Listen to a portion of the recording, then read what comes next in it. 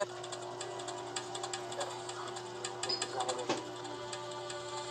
I'm back, housemates.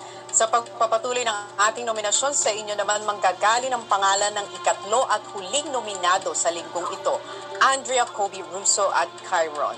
Pero magsisimula tayo kay Andrea.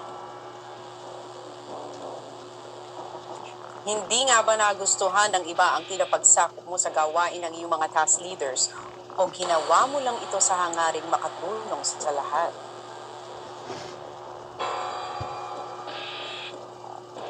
At para naman sa iyo, Kobe,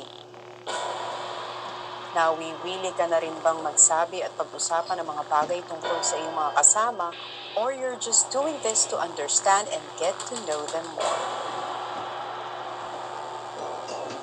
Ikaw naman, Russo, naapektuhan na nga ba ng inyong pagiging emosyonal ang iyong mga task or nakakalimutan lang ng iyong mga kasama ang mas malaki mong contribution para sa lahat?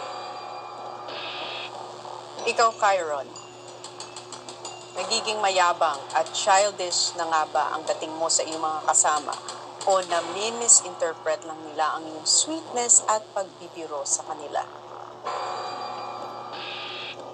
Tatlo sa inyo ang magiging ligtas sa pagiging alanganin at isa naman ay tuluyan ng mapapabilang sa listahan ng mga nominado. You are safe tonight. Congratulations.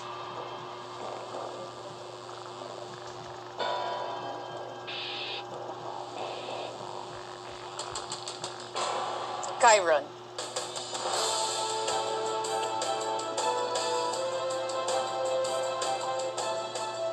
May isa pang makakahinga na ng maluwag dahil hindi rin siya kabilang sa listahan ng mga nominado at ang kanyang pangalan ay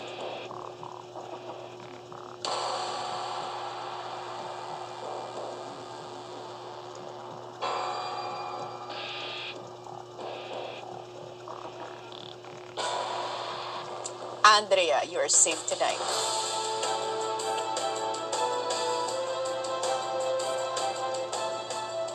Isa lamang ang ibig sabihin niyan, Kobe at Russo.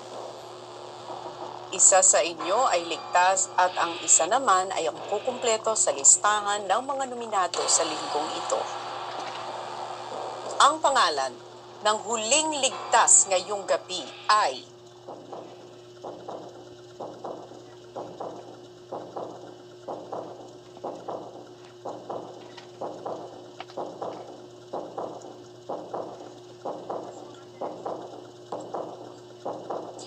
Kobe. Congratulations, you are safe. And I am sorry, Russo, ikaw ang bubuo sa listahan ng mga nominado sa linggong ito. Thank you, housemates.